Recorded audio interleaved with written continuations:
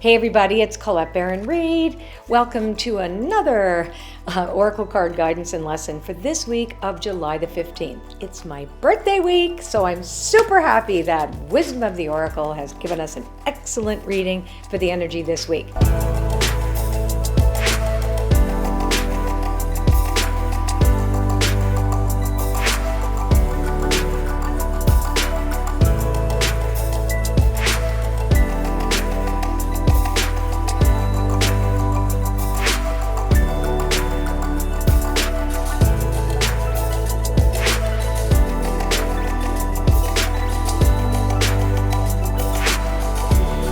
I want to talk about a card that fell out of the deck. So a jumper card typically is something that I look at the end.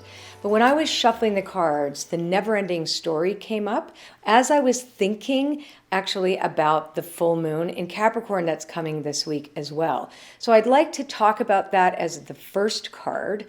I'm going to mix it up a little bit. Then I'm going to go through the 4 cards for everybody this week. And then I chose 2 cards from the Enchanted Map Oracle just to give us some more flavor from another oracle, another opinion, if you will, another facet to the diamond. Now this is for everybody.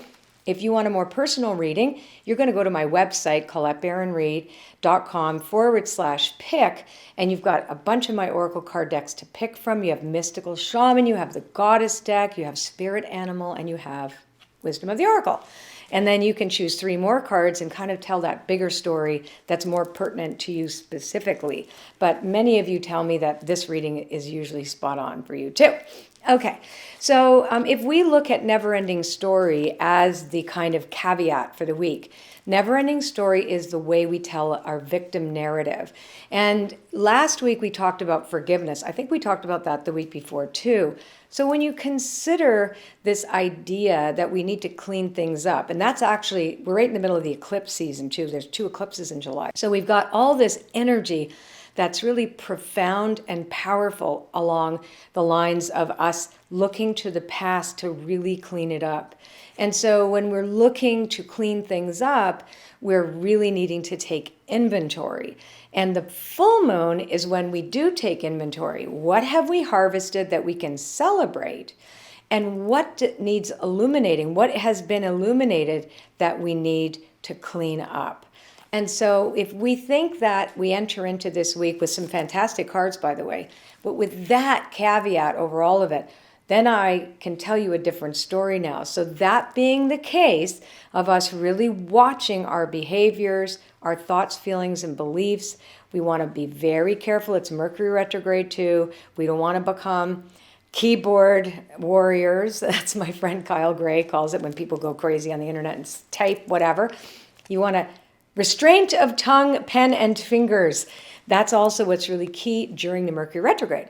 But Mercury retrogrades are always about going backwards and going over things. I love retrogrades. So we're in all of this right now. Everything that I'm talking about is pertinent to us this week. So this is really good then that we got the card Breathe. So our first card is relax, meditate, really breathe. Nothing outside of us is going to topple us. Remember that we're grounded. We're like, our roots are deep in this planet, in this earth. Our job is to be the best us that we can be, cleaning up the damage that we've done potentially from our behaviors, etc., to ourselves too. Remember, our negative thinking, our stinking thinking can cause us trouble we don't even need to connect with anybody else to make problems, right? So really take a look at our behaviors, our choices, etc., but breathe your way through it. Nothing bad is going to happen. If anything, you're releasing yourself from being taken hostage from the negativity. Okay, that's really key. Now, the second card is blessed. I feel blessed. It's my birthday.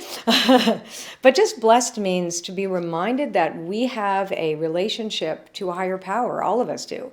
We have a relationship to the conscious universe. We get really stuck when we get caught up in the mundane world and we turn on the news and we look at all the negative press, for example, that's being fed to us 24/7. We don't even notice when good things are happening. It causes so much stress and anxiety. we have to be reminded that that's not the real world. That's only part of it. 4% of reality is what we see in front of us. 96% is the invisible realms. It's the hidden realms where our intentions and the seeds of our desires get planted. And if we're consistent and breathing deeply and reminding ourselves that we have a higher power, and we stay grounded and we clean up our thoughts, feelings, beliefs, actions, and behaviors, and constantly look at that, then our harvest, the work that we've put in, is really going to be manifest for us this month. Now, we're still just looking at the week and we're only on the third card. So we want to look at a leg up next. Now, a leg up reminds us, because many of us don't know how to ask for help, or we think that it's not coming. Let's just say that no one in your life has shown up till now, but miracles can and do happen.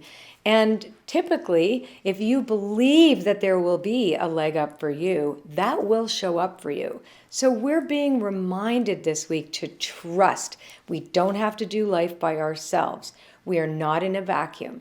We really can co-create miracles with the divine.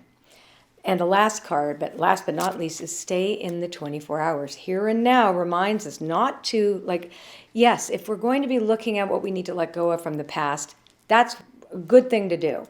That's just an inventory. That's not asking us to go live there, right? We don't want to go and hurt ourselves and get into drama, like the dramatic hairball that we've created. Forget it. Just clean it up, make it simple. Do your journaling, write out whatever you need to, and don't stay there. And the same thing with the projections of your ambitions for the future or your fear of the future. Anything can be real, become magical in a 24-hour section of the world. And I always love the saying that the universe will only give us what we can handle in any given day. So trust in that. Now, I chose 2 more cards from the Enchanted Map Oracle to kind of give an exclamation mark for this week. So intention, we got home, and we got wishing well. Yeah, wishing well. So wishing well and intention are cousins. Okay, they're cousins. Wishing well, the act of wishing in a well, you throw something of value, you gamble something of value, you toss it into the fountain, with the hopes that some benign force is going to match that and gift it to you in your everyday world, right? How often have we, I actually, Mark, that's how I found you in the Trevi fountain. I threw a coin in and boom, there you were. So it is an action of playfully engaging the universe to get something. But intention is stronger, and its cousin. It says, plant that seed in your field of dreams. Intend that to happen. That's the first step, is to wish. The second step is to intend. Make that your reality in advance. And at home is, we are at home when we are engaged with the conscious universe, with spirit. We're always at home in our own skin when we trust that, because when we are at home in our own skin, we're not comparing ourselves to other people. We're not thinking that we're less than. We aren't competing. We actually believe that our being in the world is perfect as it is, because we don't want what others have. That's really important this week. All right. If you like this video, well, subscribe to my channel and share this with your friends if you think they'll like the video, and leave a comment. We do love to read them.